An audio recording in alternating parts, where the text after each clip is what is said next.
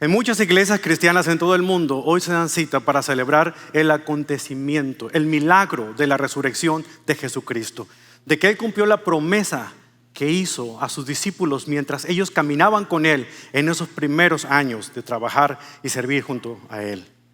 Sin embargo, aún aquellos hombres y mujeres que lo seguían de cerca no lograron entender realmente cuáles eran las implicaciones de ese milagro tan precioso, hasta que lograron contemplar algo maravilloso. Es verdad, todos tenemos cicatrices, y las cicatrices cuentan una historia. Algunas de las cicatrices que llevamos cuentan la historia de algo que nosotros mismos nos hemos hecho a nosotros, por error, por accidente o muchas veces intencionalmente. Otras cicatrices, alguien más nos las ha provocado a nosotros, por error, por accidente o a propósito. Pero muchos también llevamos cicatrices que nadie puede ver. No son cicatrices físicas, externas, sino internas. Cicatrices de eventos que ocurrieron cuando éramos niños o aún en la edad adulta, que han marcado nuestra vida para siempre. Puede ser que las heridas hayan sanado, pero las cicatrices quedan para dar testimonio de que algo ocurrió y que hemos sobrevivido. Las cicatrices, por definición propia, significan que la herida ha cicatrizado, aunque muchas veces el recuerdo de esas cicatrices nos vuelve a llevar a la misma situación, lamentarnos por lo que ha pasado. Sin embargo, hay algo bien importante, y fue lo que escribió el autor Steve Maraboli cuando dijo: mis cicatrices cuentan una historia, son un recordatorio de todas las veces que la vida ha tratado de romperme, pero ha fracasado. Son las marcas donde la estructura de mi carácter ha sido soldada. Sí, las cicatrices nos recuerdan a nosotros las heridas que hemos sufrido, pero la esperanza que tenemos de que sanarán a su debido tiempo. A mí me parece fascinante que en un día como hoy celebremos un acontecimiento que tiene que ver con cicatrices también. Cuando el apóstol Juan narra la historia de la resurrección de nuestro Señor y Salvador Jesucristo, él menciona que el Señor se presentó a sus seguidores no una, sino dos veces, mostrando a ellos sus cicatrices, las cicatrices que sufrió en aquella cruz de Calvario, las cicatrices de ese cuerpo quebrantado por aquellos clavos que traspasaron sus manos, por aquella lanza que atravesó su costado.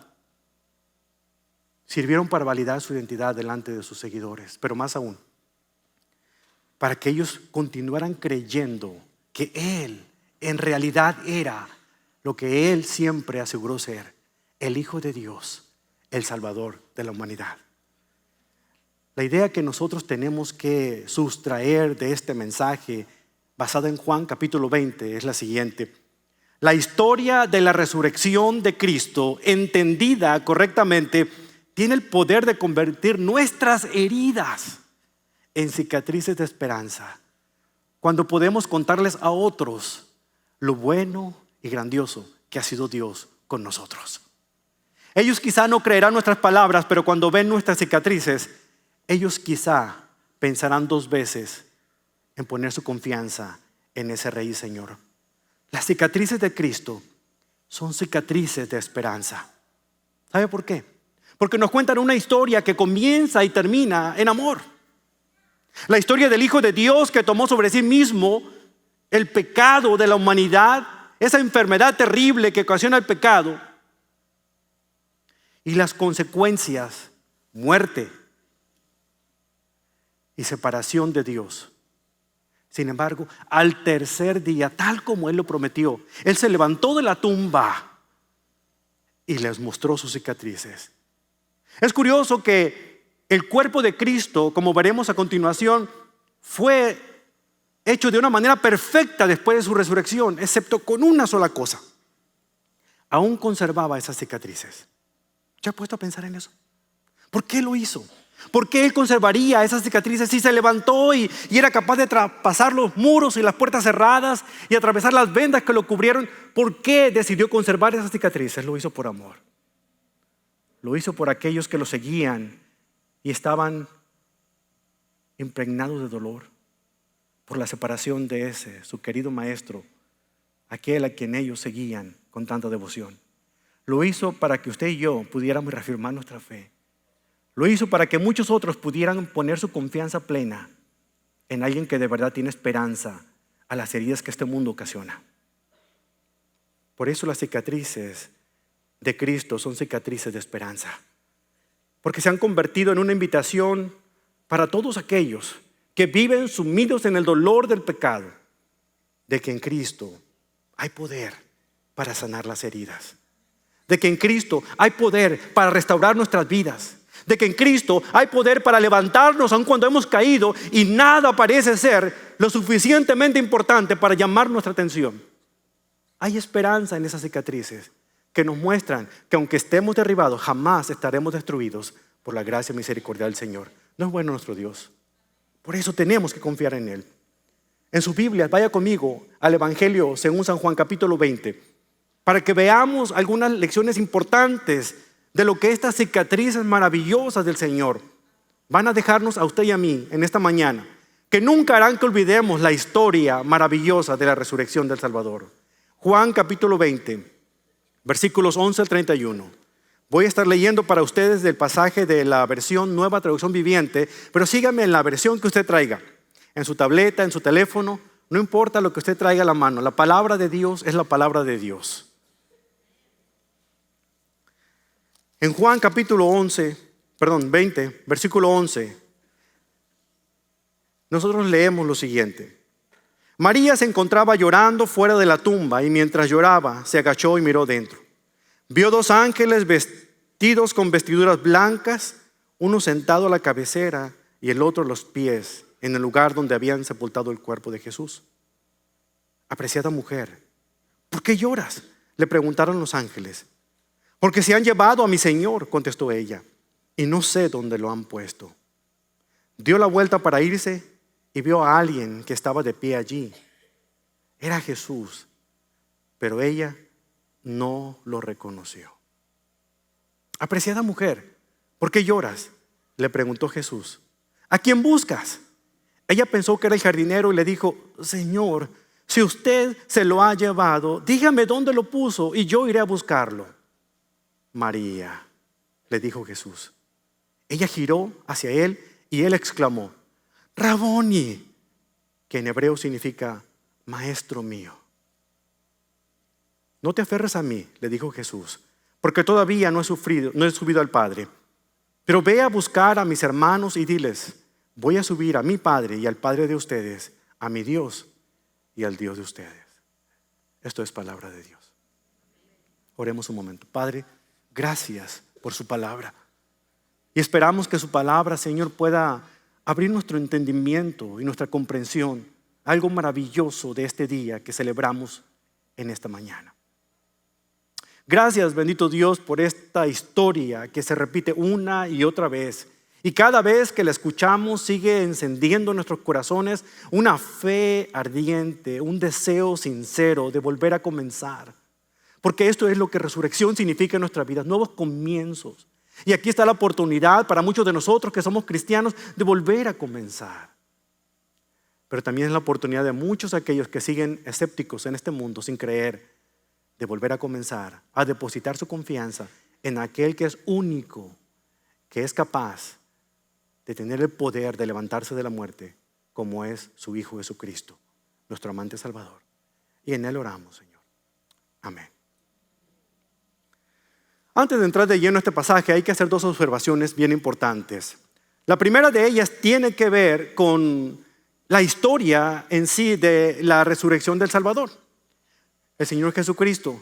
Si nosotros nos centramos en uno de los evangelios, es decir, en una de las versiones del evangelio, nos perderíamos tantos detalles que pudiéramos encontrar en las demás versiones del evangelio y otras otros pasajes importantes en la Escritura. Es por eso que es importante a la hora de entender lo que significa la resurrección del Señor en nuestras vidas, de entender cada detalle, hagamos una armonización de las 4 versiones del Evangelio, según San Mateo, según San Marcos, según San Lucas y según San Juan, como lo veremos hoy.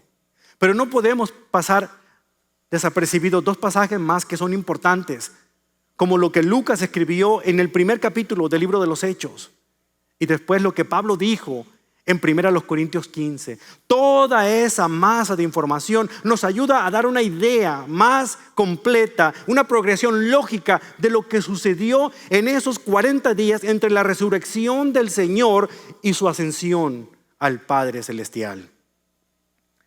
La segunda observación es que cuando vemos un evangelio como el de Juan es muy práctico a la hora de explicar los acontecimientos. Y hay una estructura literaria que él emplea en el capítulo 20, en cada una de esas manifestaciones del Cristo resucitado hacia aquellos con el cual él tuvo el encuentro. Menciona 3 cosas. Primero hay una aparición de Cristo, el Cristo resucitado. Después vemos que hay una reacción a esa aparición por esa persona que tuvo el encuentro con el Señor. Y tercero, hay una declaración hecha por Cristo que es fundamental que usted y yo entendamos, porque esa declaración que hizo a aquellos discípulos del Señor es la misma declaración que le hace a usted y a mí este día. Tener esto en mente va a ayudar a entender este mensaje maravilloso, esta historia increíble de la resurrección del Salvador. Vayamos al primer punto, la aparición, la primera de esas apariciones que tuvo con María Magdalena. Muy temprano en la mañana del primer día de la semana, como dice el versículo 1 de Juan 20, para nosotros sería el domingo en el calendario que nosotros vamos. María y un grupo de mujeres, entre ellas se encontraba pues María Magdalena, se dirigieron a la tumba donde habían sepultado al Señor. Cuando llegaron a la tumba, vieron que la piedra había sido rodada, había sido movida. En ese tiempo las tumbas generalmente, específicamente las tumbas de aquellas personas adineradas, se construían en unas cuevas, es decir, las personas podían entrar verticalmente para poder velar o estar con el difunto, el ser querido que estaba ahí postrado. Esta tumba era prestada, recuérdense, pertenecía a un hombre muy acaudalado como era José de Arimatea. Y ahí habían colocado el cuerpo del Señor. Cuando María y las mujeres llegaron, vieron la piedra rodada, movida, y se asustaron. Como vemos aquí en el versículo 2, María salió corriendo, ni siquiera averiguó qué había sucedido. En su mente quizá pasaban 2 cosas. Una de ellas era que quizá los líderes de los judíos religiosos habían robado el cuerpo, se habían sacado el cuerpo del Señor. No les había bastado con haber llevado a Cristo a la cruz como para ahora haber profanado su cuerpo, y eso era difícil para ella sobrellevar. La otra cosa que pasaba por su mente tal vez era que, como era costumbre también en ese tiempo, algunos ladrones habían ultrajado la tumba y se habían robado ese cuerpo. María tomó una decisión apresurada, salió corriendo para avisarle primeramente a Pedro y después al discípulo amado llamado Juan, para contarles la historia, y les dijo lo que vemos aquí en el versículo 2 de Juan 20. Sacaron de la tumba el cuerpo del Señor y no sabemos dónde lo pusieron. Ese ellos que ella tiene en mente quizás eran los líderes religiosos o algunos ladrones o quizás el jardinero, como veremos más adelante, pero nunca pasó por su mente que el Señor hubiera resucitado. Menos que los discípulos hubieran hecho eso. Juan, Pedro, escucharon y no le creyeron. Sin embargo, corrieron para averiguar qué era lo que había sucedido. Cuando llegaron a la tumba, encontraron pues la piedra quitada. Juan miró solamente en la entrada y vio los lienzos en el lugar donde habían colocado al Señor y se quedó afuera. Pero Pedro, con la naturaleza impetuosa que tenía, entró a la tumba y empezó a observar todo en ese lugar. Y vio los lienzos, pero algo interesante ocurría. Aparte de los lienzos que vio, envuelto y enrollado como si todavía el cuerpo estuviera ahí, pero esfumado, como un capullo que ha sido desinflado. Había también los lienzos con los que envolvieron la cabeza del Señor. Como algunos aseguran, quizá era la forma en que vendaban la cabeza para que la quijada del Señor estuviera pegada en el lugar que correspondía y no se cayera, como suele suceder con los cadáveres. Estaba en esa forma. solo que desinflada. Y Pedro no entendía, pero entonces Juan empezó a razonar. Y entró y observó los lienzos y observó el paño que tenía en la cabeza y comprendió. El Señor ya no estaba ahí.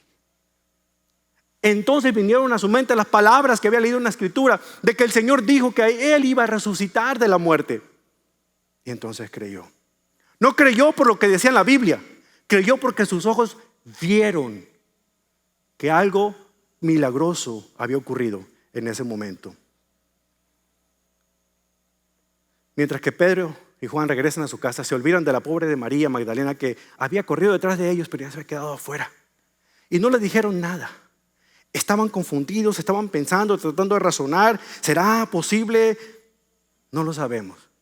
Mientras tanto, María estaba llorando la pérdida del Señor. No solamente una vez, sino 2 veces, porque ahora ni el cuerpo estaba. Y ella lo único que deseaba era darle una sepultura digna, como Él la merecía. Entonces se levanta y decide echar una miradita dentro de la tumba.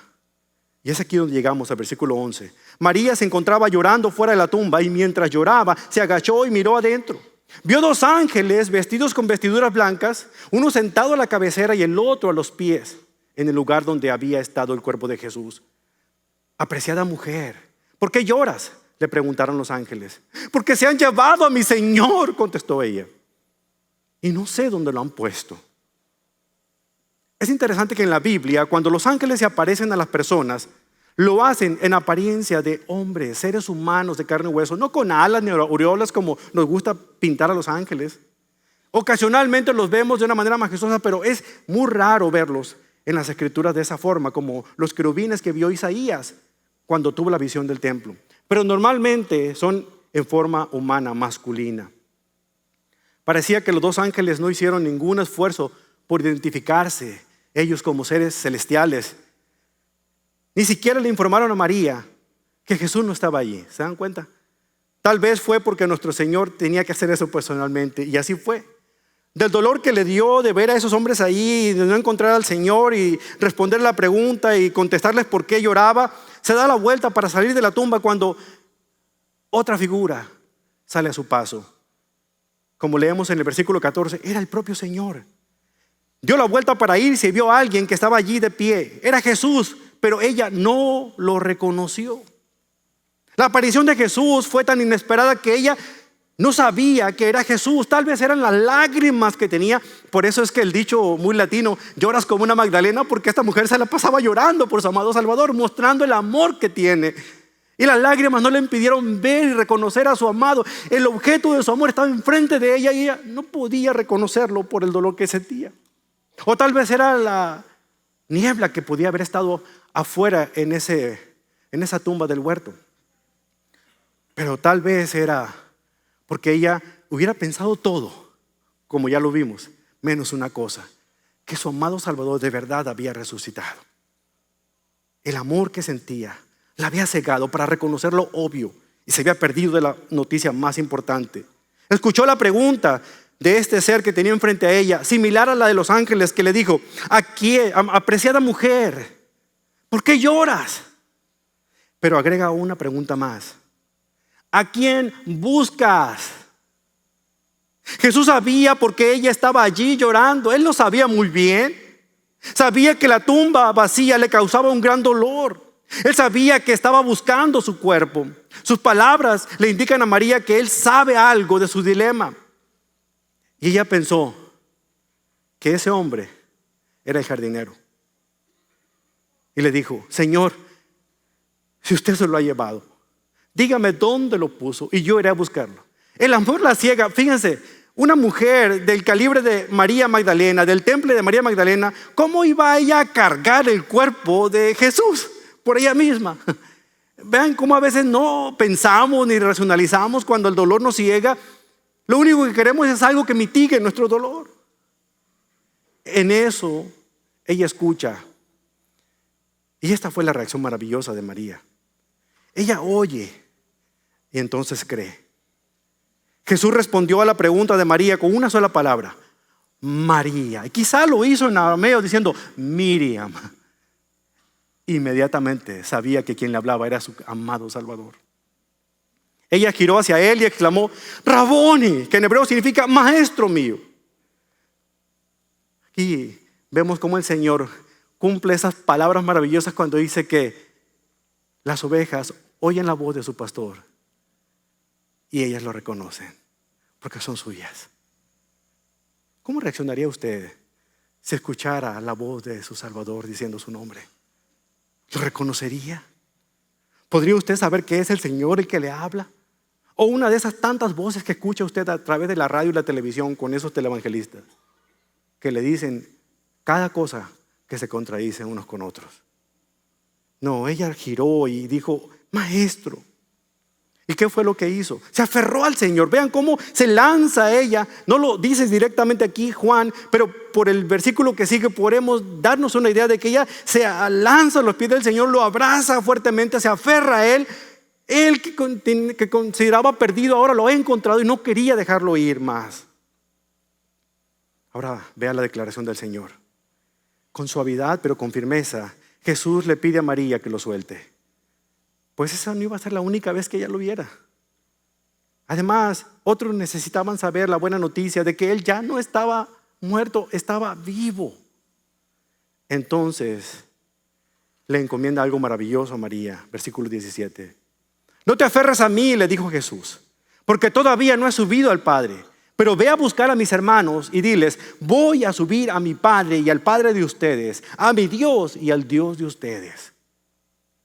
Estas palabras de Jesús, queridos hermanos, hablan de una nueva relación, hablan de un nuevo parentesco y hablan de una nueva responsabilidad de Jesús con sus seguidores. Escuchen muy bien. La nueva relación de Jesús con sus seguidores ya no iba a ser física, sino espiritual. Al igual que María, hay personas que se aferran a Dios y quieren solamente centrarse en Él y alabarle a Él y ir a todos los programas que tiene la iglesia y participar en todas las cosas porque quieren solamente llenarse de Él, pero se olvidan de algo importante. Hay otros que todavía no saben que Él vive. Y Él espera que sean sus seguidores los que comuniquen la buena noticia a esas personas que todavía no le aceptan, no le conocen. Pero Jesús le dice: María, el contacto físico ya no será más mi presencia permanente en la iglesia.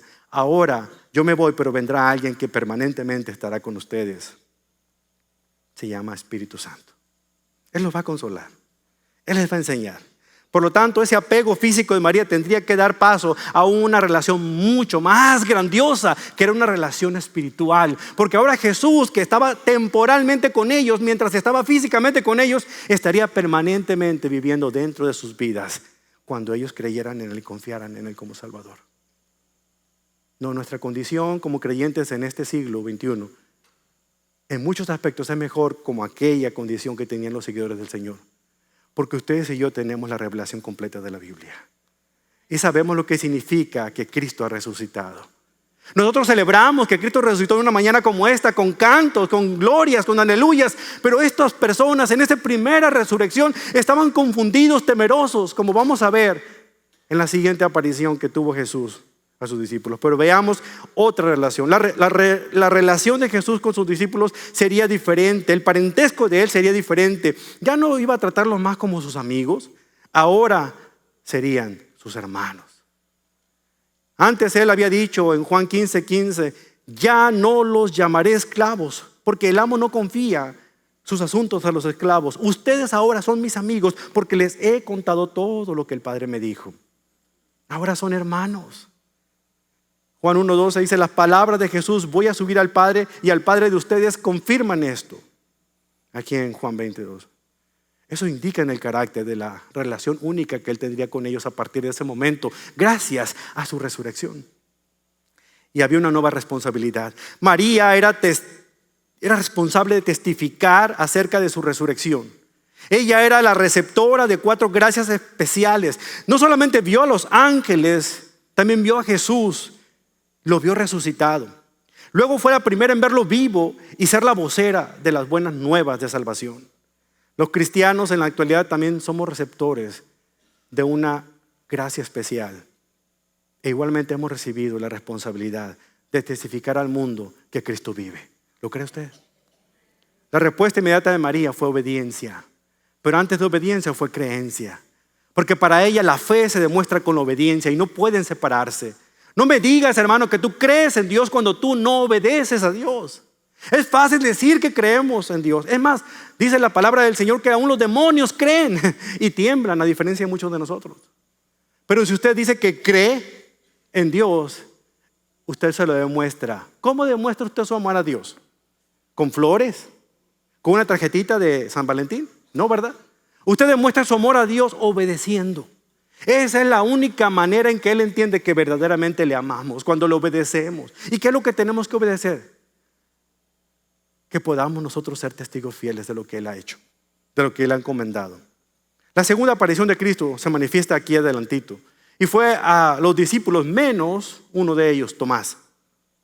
La escena cambia, vemos a los discípulos del Señor encerrados bajo candado en el aposento alto donde celebraron la última Pascua quizá. Estaban ahí por temor, por varias razones. Una, ellos eran seguidores de este hombre que habían crucificado por sedición. Ahora ellos temían que pasara lo mismo con ellos.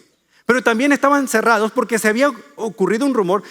En este momento la aparición se hizo un domingo por la tarde. El mismo domingo de resurrección, solamente que por la tarde, en la noche. Estaban a puerta cerrada. Ellos ya habían escuchado el rumor, habían escuchado de María y de las mujeres el testimonio de que Él había resucitado. Ahora comenzaban ellos a escuchar de que se corría el rumor de que los discípulos se habían robado el cuerpo de Jesús tal vez. Y recuerden que de acuerdo al Evangelio de Mateo, los romanos habían puesto un sello en esa tumba para que nadie pudiera violentar ese sello y abrir la puerta. Entonces, de alguna otra manera, ellos temían que confundieran y creían que ellos mismos lo habían robado y buscaran las autoridades para poder darles a ellos el castigo que merecían. Tenían temor. Entonces, de manera milagrosa ocurre algo inesperado. Jesús estaba de pie en medio de ellos, como dice el versículo 19. ¿Sí? Las puertas no lo detuvieron, hermano. La tumba, cuando la vemos que está abierta, no significa que la puerta de la tumba se abrió para que Jesús saliera. La puerta de la tumba se abrió para que los demás pudieran entrar y vieran que Él ya no estaba allí, que había resucitado. Y ese es el milagro de la resurrección. Juan incluye este detalle para ilustrar algo bien importante acerca del cuerpo de Jesús. No era como la resurrección de Lázaro, aquel amigo de Jesús, hermano de Marta y de María, que cuando el Señor lo resucitó, Él resucitó con un cuerpo común y corriente, sujeto a las limitaciones de este mundo. El cuerpo de Jesús no estaba sujeto a las limitaciones, era perfecto en todos los sentidos, excepto que tenía esas cicatrices. Vea cuál fue la reacción de ellos. Oyeron, pero no creyeron. Aparte del temor que invadía a estos hombres, ellos debieron haberse sentido aterrorizados, incrédulos. Juan y Pedro estaban entre ellos. Eso es una evidencia palpable de que ellos habían creído, pero estaban todavía entre una y otra para creer y confiar. Dice Lucas en esta porción del Evangelio que ellos creyeron que cuando Jesús se aparece en medio de ellos creyeron que vieron un fantasma. Lucas 24:37. Ya que Jesús se había aparecido a María Magdalena, a otros discípulos, ahora el Señor los calma y les dice: tranquilos, soy yo. En la versión de Marcos 16 leemos: tiempo después Jesús se apareció de otra forma a dos de sus seguidores que iban de camino desde Jerusalén hacia el campo. Ellos regresaron corriendo para contárselo a los demás. ¿Usted recuerda a los dos hombres del camino de Emaús? Ellos estaban ahí también reunidos. Ellos estaban dando testimonio. María, las mujeres habían dicho. Estaban todos reunidos. Estaban con temor, con miedo. Y todavía el Señor se aparece. Ellos reaccionan con miedo, con temor, con sorpresa, porque creen que lo que ven es un fantasma. Entonces vieron y creyeron. Traspasando esas paredes, el Señor les dice estas palabras: la paz sea con ustedes. Pero esta no es cualquier paz. Él había prometido darles una paz diferente a la del mundo, una paz interna, una paz del corazón, una paz de la mente, una paz que era capaz de tener tranquilidad en medio de la tempestad. Mi paz os dejo, mi paz os doy, Juan 14:27. La paz de Cristo es una paz diferente, hermanos, a la que el mundo proclama tener. Después de haberlos calmado con estas palabras, les dice a ellos, les da pruebas de lo que dice y de que es Él en realidad el Señor resucitado. Versículo 20. Mientras hablaba, les mostró las heridas de sus manos y de su costado. aquí vemos algo interesante que Juan está diciéndonos. Dice que Jesús mostró sus cicatrices de esas heridas en sus manos y el costado para tranquilizarlos y que ellos tuvieran fe que Él era en realidad Jesús con el que ellos habían estado. Lucas registra este pasaje diciendo: miren mis manos, miren mis pies, pueden ver que de veras soy yo, tóquenme y asegúrense de que no soy un fantasma, pues los fantasmas no tienen cuerpo como ven que yo tengo. Lucas 24:39. Jesús convenció a sus discípulos de su resurrección. Él les demuestra con evidencia, mostrándoles sus manos, esas cicatrices de los clavos y de aquella lanza que traspasó su costado. No había error en el hecho de que esas heridas mostraban que era Él en realidad el que había muerto en la cruz. Cuando al fin lo reconocieron, los discípulos se llenaron de gozo, pero no antes de que Él les ofreciera la prueba definitiva. ¿Cuál cree que fueron? De acuerdo a Lucas 24:41, veo que están aquí en medio de la cena. ¿No tienen por ahí un pescadito frito que me puedan compartir conmigo? A lo mejor unas pupusas y unos tacos ahí al pastor. Él les dijo que lo invitaran a comer. ¿Tienen aquí algo para comer? Le dieron un pedazo de pescado asado y Él lo comió mientras ellos miraban. Porque los fantasmas no comen. Otra evidencia fuerte para estos incrédulos de los discípulos, que entonces corroboraron que era su Señor el que estaba ahí con ellos. Y vean la declaración de Jesús, ahí en el versículo 21. Cuando los discípulos finalmente se convencieron de que Él había resucitado, el Señor procedió a darles estas instrucciones. Dice, una vez más les dijo: la paz sea con ustedes. Como el Padre me envió a mí, así yo los envío a ustedes. El Señor los estaba comisionando nuevamente para que fueran ellos sus apóstoles, los que habían sido enviados, que es lo que significa la palabra apóstol. Así como el Padre envió a Jesús para mostrar al mundo el amor que Él les tiene, ahora Jesús les ordena a sus discípulos que vayan y hagan exactamente lo mismo. Él sopla sobre ellos y les dice: reciban el Espíritu Santo. Y no voy a entrar en detalle porque ese es tema para otra predicación, pero aquí no estaba dándoles el Espíritu Santo como algunos aseguran, un pedacito y luego les daba más. Aquí estaba hablando de algo simbólico, aquí estaba hablando de una representación maravillosa, donde les estaba diciendo: vean esto que voy a hacer con ustedes. En un tiempo no muy lejano, voy a cumplir la promesa que les he dicho, de que cuando yo me vaya, enviaré a alguien que estará siempre con ustedes. Y ese es el Paracletos, ese es el Espíritu Santo, como vemos en Hechos capítulo 2. Aquí el Señor les estaba diciendo, realmente con esta acción de soplar sobre ellos y decirles: reciban el Espíritu Santo, diciéndoles: el Espíritu Santo va a llegar a ustedes no con cualquier otro ser humano, sino solamente a través de mí. Yo se los voy a enviar a ustedes. Él lo enviaría a la iglesia. ¿Para qué? Para consolarla, para capacitarla, para que ellos pudieran hacer la obra que Él les encomendaba y tuvieran el poder para hacer obras maravillosas en su nombre. Luego en el versículo 23 Jesús le dice: si ustedes perdonan los pecados de alguien, esos pecados serán perdonados. Si ustedes no los perdonan, esos pecados no son perdonados. Si no, saca el texto de contexto diciendo que aquí está el argumento por el cual hay sacerdotes que perdonan pecados. No, los discípulos no perdonaban pecados. Ningún ser humano puede perdonar pecados, solamente Dios. Los discípulos tenían el maravilloso privilegio de anunciar el mensaje del perdón a través de la fe en Jesucristo. Esa gracia del perdón que únicamente venía cuando depositamos nuestra confianza en Cristo Jesús como nuestro Señor y Salvador. Entonces, los discípulos podían decir: entonces, por esa fe que tienes en Jesús, la Biblia declara que tus pecados son perdonados. Y ese privilegio lo ha conferido a la iglesia. Ese privilegio lo tienen todos los cristianos, de poder anunciar el mensaje de que hay perdón de pecados para aquellos que confían en Jesús como Señor y Salvador. No importa qué tan grande sea tu pecado, no importa qué tan fuerte sea la situación que has cometido en tu vida, aún ese pecado tan fuerte que tú mismo no te perdonas, Dios te dice: tu pecado tiene perdón y yo quiero perdonarte en este día. El apóstol Pablo más tarde resume la tarea de los discípulos y la tarea de ustedes y yo como seguidores del Señor, cuando dice que Él nos ha dado a nosotros el ministerio de reconciliar a la gente con Él. Pues Dios no estaba en Cristo reconciliando al mundo consigo mismo, no tomando más en cuenta el pecado de la gente, y nos dio a nosotros este maravilloso mensaje de reconciliación. Así que somos embajadores de Cristo. La tercera y última aparición.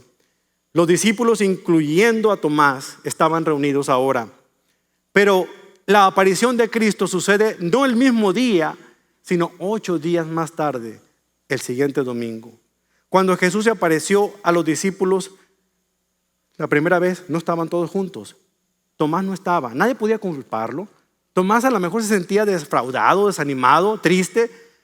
Aquel hombre en el cual había depositado su confianza había muerto, y ahora ¿qué iba a hacer de su vida? Había dejado muchas cosas por seguirle. Tomás era el tipo de pesimista, hermanos, el tipo de negativista y melancólico. Aquel que miraba el vaso medio vacío, no medio lleno. Cuando en Juan capítulo 11 vemos que Jesús les dijo que tenía que ir a Jerusalén, él mismo reaccionó diciendo: vamos nosotros también para morir junto con Jesús. O sea, a lo mejor hablaba con sarcasmo, pero a la misma vez hablaba con valentía, diciendo: ok, si vamos a morir, pues muramos. De ese calibre era Tomás. Pero no debemos permitir que su pesimismo oscurezca la valentía que este hombre tuvo. Su amor por Jesús era tan fuerte que había preferido morir con él que vivir sin él. En otra ocasión, Jesús acababa de anunciar su partida inminente en Juan 14 y les dijo a sus discípulos que ya ellos conocían el camino donde iba. Y fue Tomás el que le dijo: Señor, no lo conocemos. No tenemos idea ni a dónde vas. ¿Cómo vamos entonces a conocer el camino? Y una vez más, mostrando una devoción tal que había preferido morir con su Señor en lugar de intentar encontrar la vida sin él. Vemos aquí a Tomás. Él no se encontraba aquella tarde porque realmente lamentaba la partida del Señor. Se perdió el culto nocturno del domingo de la iglesia. Y se perdió algo maravilloso. Dice que no pierda el siguiente culto aquí en la iglesia. Algo grandioso puede suceder. ¿Usted lo cree? Aquel que había amado a Jesús tanto se había ido y su corazón estaba destrozado. Los discípulos lo vieron y le dicen: Tomás, qué bueno que llegaste. ¿Sabes qué? Hemos visto al Señor. ¿Qué vieron qué? Hemos visto al Señor, aquí estuvo. Ajá. Cuéntame una de vaqueros ahora. Yo no estoy convencido de eso. Hasta que no lo vea con estos ojos que se han de comer los gusanos. Hasta que no ponga mis manos en esas llagas. Hasta que no ponga mis manos, mis dedos en ese costado. Hasta entonces voy a creer. Usted siempre dice el dicho, ¿verdad, de Tomás? Yo como Santo Tomás, hasta no ver, no creer. Pero Tomás aquí no es que fuera realmente incrédulo, aunque aquí estaba mostrando una incredulidad. Realmente quería creer, pero le costaba trabajo.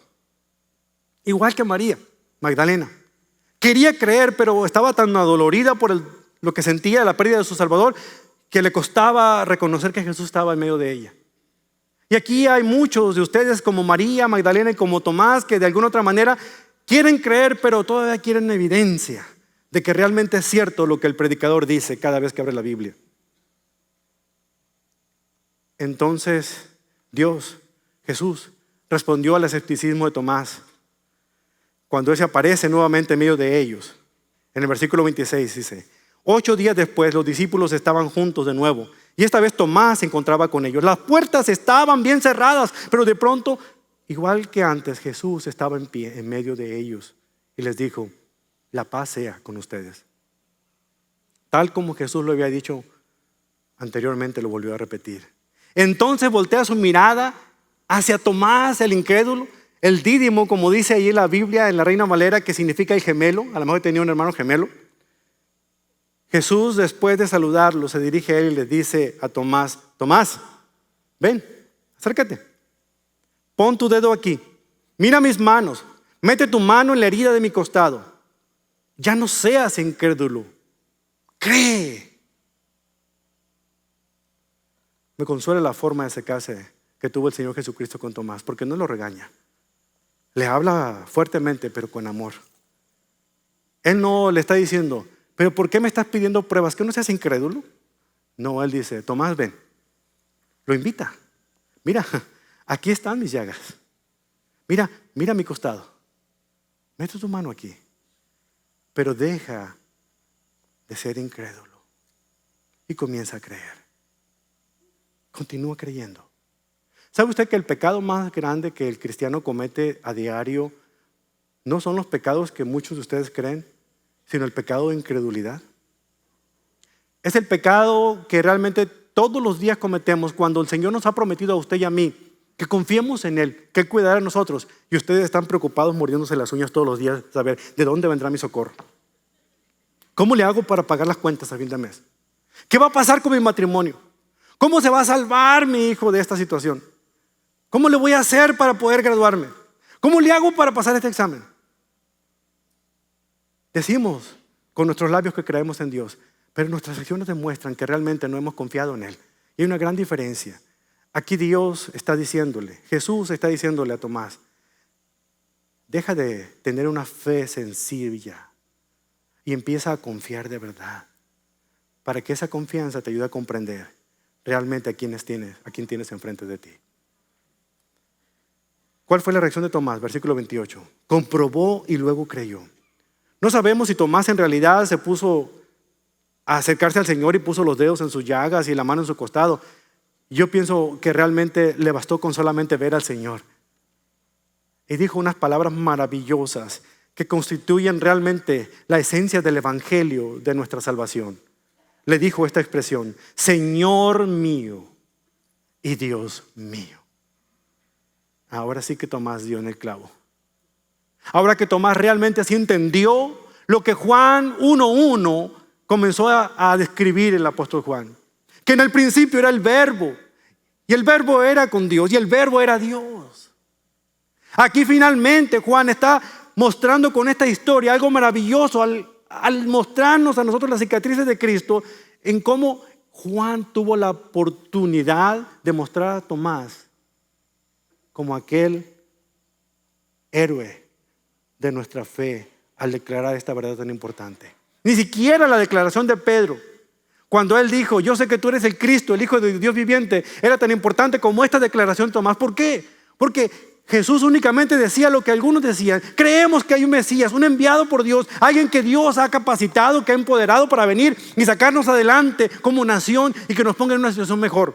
Estaban pensando en un reino de este mundo, no en el reino que Dios anunciaba. Pero las palabras de Tomás eran impresionantes porque estaban haciendo una declaración que realmente marcaban y eran contundentes. Estaban declarando al Señor como el Curios, el Señor, el que realmente está en control de nuestras vidas, y como el Dios que es en esencia Dios en tres personas y tres personas en un Dios. Un misterio que solamente podemos entender a medida que leemos más de su palabra. Y comprenderemos cuando estemos delante de su presencia para ver cómo esto funciona. Señor mío y Dios mío. Esta declaración hecha aquí en el versículo 29 del Señor a Tomás es una declaración para nosotros en este día. Tú crees, Tomás, porque me has visto. Benditos los que creen sin verme. Luego respondió con una bendición especial, dice: benditos todos aquellos que creen sin necesidad de que me vean. Si creemos en Él sin tener que verlo. Si creemos a través del testimonio de las Escrituras. Toda la evidencia que necesitamos la encontramos en la Biblia y en el testimonio de otros creyentes. Una aparición física no va a servir de nada para aquellos que no quieren creer, que son escépticos. En cambio, una situación sobrenatural va a ayudar a aquellos que solamente necesitan afirmar su fe. Por eso es bien importante ver qué respuesta usted tiene a la resurrección del Señor. ¿Qué respuesta usted tiene a esas cicatrices que el Señor muestra en esta evidencia palpable como a los discípulos? Hay 4 formas de responder. Una, algunos creyeron con evidencia indirecta, como María Magdalena, que solamente escuchó su nombre y ella corrió a abrazar al Señor. Algunos creyeron en evidencia directa, como Pedro y Juan, que entraron a la tumba y que ya que vieron las vendas del Señor, entonces creyeron en Él. Algunos tardaron en creer con evidencia directa, como los discípulos que estaban en el aposento alto, que realmente hasta que el Señor se apareció y les mostró las llagas, las cicatrices, entonces creyeron en Él. Y algunos creyeron sin evidencia, ni indirecta ni indirecta, hasta que se les demostró. Y todavía siguen siendo escépticos en este mundo. Y todavía siguen experimentando la misericordia del Señor y la gracia, pero todavía se resisten a confiar en Él. ¿Es usted de los que necesitan oír ser movido en las emociones para poder creer, como María Magdalena? ¿Es usted de los que necesitan ver para creer, como los discípulos? ¿O es de los que necesitan usted de comprobar para poder creer, como Tomás? Ahora déjame decirle algo, que en cada uno de los casos el Señor ha sido bueno y misericordioso. Y a ninguno de ellos regañó, ni acusó, ni castigó, sino con amor les dio la evidencia que necesitaban para que pudieran seguir creyendo. Ese es el resumen de la carta de Juan. Cuando usted lee los versículos 30 y 31, él dice que toda la evidencia que está en ese libro, él dice que todos los milagros que el Señor hizo, todo eso sirvió para autentificar el mensaje que él decía. Todo eso se hizo para que los discípulos, para que los creyentes pudieran afianzar su fe, no para demostrarle a los incrédulos que él era Dios. Jesús no daba señales en demanda a los que lo pedían, solamente a los que él consideraba que quería que su fe afianzara. Usted quiere milagros, crea en Dios, pero no pida milagros para creer. Crea primero en Él, entonces podrá experimentar cosas maravillosas y sobrenaturales en su vida, pero no antes de que usted deposite su confianza en Él. Pero a veces queremos creer, ver cosas, señales, que alguien hable en otro idioma, que haga una sanación para poder creer. Dios no anda con ese tipo de circos. Dios quiere, cree, entonces tú podrás ver. ¿Es usted como María Magdalena, llevada por las emociones? ¿Es usted como los discípulos que necesitan ver para creer? ¿O es usted como Tomás, que hasta que no haya evidencia no van a creer? ¿Sabe qué le dice el Señor al final de esa carta? Bienaventurados, felices, benditos son aquellos que no necesitan ver para poder creer, porque lo único que tienen es el testimonio aquí escrito. Que crean lo que mi palabra dice, y aquellos que la estudian y la leen, entonces ustedes podrán comprobar que Dios es bueno, grande y misericordioso. La fe y la evidencia están relacionadas en la vida espiritual de un cristiano. Sin embargo, nuestro punto de partida es crucial. La confianza de Dios debe venir primero. Entonces la evidencia será útil. Si la confianza está supeditada a la evidencia, entonces aun cuando hay un milagro delante de nosotros no vamos a creer. Yo lo pongo de esta manera: negarse a creer más evidencia lleva a la confusión. Disposición a creer más evidencia resulta en confianza. Cada vez que me encuentro yo con un escéptico, alguien que me pide pruebas antes de creer, yo no pierdo mi tiempo para tratar de demostrarle que Cristo es el Hijo de Dios. He perdido bastante tiempo en cosas y debates inútiles, hermanos. En lugar de eso, me enfoco en el verdadero problema de esa persona, que es su propia vida espiritual y su necesidad de un Salvador. Cuando una persona espiritualmente perdida llega a un acuerdo con su pecado, entonces su creencia lógica se va por la ventana y empiezan ellos a darse cuenta de que tienen una necesidad más grande. Porque déjenme decirles una cosa, casi, sin temor a equivocarme, casi todos los casos de aquella gente que es escéptica, que no quiere creer en Dios, tiene en su historia una cicatriz causada por una persona que decía ser cristiana, pero que no lo era en realidad y demostró todo lo contrario. Y su herida fue lacerada y su cicatriz fue marcada, que él o ella jamás han querido voltear sus ojos a Dios. Por eso es importante que usted realmente hoy tome una decisión, que pueda hacer como Tomás y decirle al Señor: Señor mío y Dios mío. ¿Por qué esas palabras son importantes? Porque si usted le ha dicho al Señor que es su Salvador, bien, usted ya tiene parte del mensaje comprendido del Evangelio. Pero si usted no le dice al Señor que Él es su Señor, significa que usted no se ha rendido completamente a Él para que Él sea el que diga y haga en su vida todo lo que Él quiera hacer, y usted deje de estar estorbando. ¿Quiere usted que el Señor sea su Señor? Ríndase, sométase a Él. Deje de estar luchando, deje de estar pidiendo evidencia, deje de estar pidiendo milagros. Es hora de que usted rinda su corazón y se entregue completamente a Él. Y que Él lo guíe, lo lleve, lo toque, lo transforme. Solo así va a comenzar a experimentar a ese Dios en el que usted ha querido creer desde hace mucho tiempo. Ahora entendemos por qué el Señor reservó esas cicatrices, para que lo vieran sus discípulos. Porque sus cicatrices mostraban algo maravilloso. Mostraban una historia de amor, de compasión y de salvación, para que todo aquel que en Él crea no se pierda, mas tenga vida eterna. Ese es el Dios en el que creemos. Esas son las cicatrices benditas. Las cicatrices del Señor son una invitación para que usted y yo podamos sanar nuestras heridas de incredulidad, de pecado, y podamos dar sanidad a otros que desesperadamente buscan a un Salvador. Aprenderá usted a decirle al Señor en este día: Señor mío y Dios mío. Póngase de pie.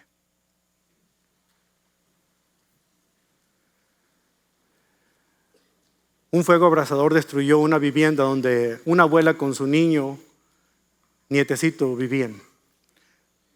Cuando el niño estaba durmiendo en el segundo piso, la abuela trató de subir por las escaleras, pero las llamas la alcanzaron y esa pobre mujer murió en el intento fallido de tratar de salvar a su nietecito que estaba en el segundo piso. Entre la multitud que estaba afuera, tratando de buscar la manera de ayudar a ese niño que clamaba por ayuda por la ventana, de entre la multitud salió un hombre corriendo. Y por una de las tuberías de agua caliente que él mismo vio que llegaba hasta las ventanas del cuarto superior, él tomó esa tubería ardiendo en sus manos y subió y desapareció por un momento. Al rato salió y ante los gritos de júbilo de la gente, esa criatura venía colgada al cuello de este hombre, quien bajó por esa misma tubería. Semana más tarde estaba realizándose una reunión importante en el Tribunal de Justicia. Estaban buscando la manera de adoptar a esa criatura porque no tenía padre, su abuela había muerto. Llegó una persona de una granja y le dice: yo tengo una granja muy grande, este niño necesita espacio, aire libre, yo puedo darle la vida que merece. Luego exigió otra persona, una persona adinerada que dijo: yo tengo el dinero que este niño necesita para pagar una educación, viajes. Luego llegó un profesor de la universidad y dijo: yo tengo el conocimiento que este niño necesita, yo le puedo enseñar e ilustrar. Eso es lo que quiere. Pero de atrás de la audiencia, un hombre andrajoso se acercó con las manos en el bolso y llegando hasta enfrente donde estaba el tribunal de juez y a un lado del niño que miraba hacia abajo, él simplemente dijo el nombre de la criatura y mostró sus manos. Cuando el niño levantó sus ojos, miró las manos y reconoció las cicatrices. Ese era el hombre que había subido, que había trepado por esa tubería ardiendo para rescatarlo y salvarle la vida. Le pidió al juez: yo me quiero ir con él. Yo no lo conocía, yo no sabía su rostro, pero yo he visto esas manos y nunca olvidaré esas cicatrices. Y yo quiero pasar el resto de mi vida con este hombre. Tal vez Jesús está aquí delante de usted. Piense, Él está extendiendo sus manos y les dice: Juan, José, Guadalupe, María, mira mis manos, mira. ¿Conocerá usted la voz de su Salvador? ¿Reconocerá las cicatrices? Porque esas cicatrices son de esperanza, que le recuerdan a usted que el amor que Él le tiene es genuino, real, y ha quedado demostrado en aquella cruz. Y ese Cristo en el que usted confió una vez vive y reina por los siglos de los siglos, y este día quiere volver a restaurar su vida. ¿Creerá usted en Él? A lo mejor usted nunca ha confiado en Jesús como su Señor y Salvador, pero este puede ser el día que lo haga. Aquí habrá personas, creyentes aquí en esta iglesia, que pueden orar por usted, para que usted entienda lo que significa la salvación. Pero también a usted que ya es creyente, le hace falta volver a reconectar con el Señor. Usted va a escuchar alabanzas a lo largo del tiempo que nos queda.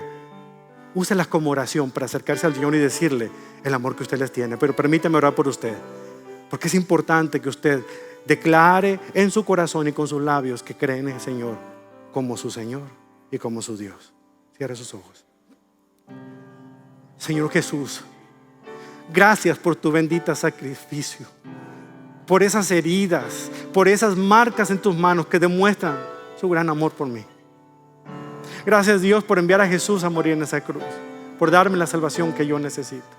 Ahora le pido, bendito Dios, que destrabe todo lo que hay en mi mente para poder dejar mi incredulidad a un lado y empezar a creer firmemente que Jesús es el Hijo de Dios, que Él vive y reina por los siglos de los siglos. Quiero que Él sea no solamente el Salvador de mi alma, pero también el dueño de mi vida, aquel que marque el rumbo a seguir, para que Él pueda, Señor, ser el Dios que yo he creído que Él es, y pueda cambiar mis heridas en cicatrices que anuncian e invitan a otros a encontrar a aquel que tiene esperanza, aquel que tiene poder para sanar heridas, restaurar y reconciliar a todos con Él. Por esas benditas sacrificios, por esas benditas heridas, por esas cicatrices de esperanza, Señor, nos acercamos hoy delante de usted para suplicarle que sea misericordioso a nosotros, nuestro Dios, nuestro Señor, nuestro Salvador. En el poderoso nombre de Cristo oramos y todos decimos amén.